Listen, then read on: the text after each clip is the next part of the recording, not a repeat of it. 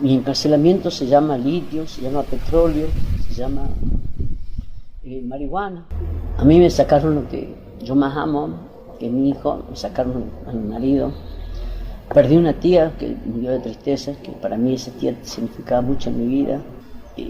Y ahora el único, como diría, medicamento que me queda es la militancia.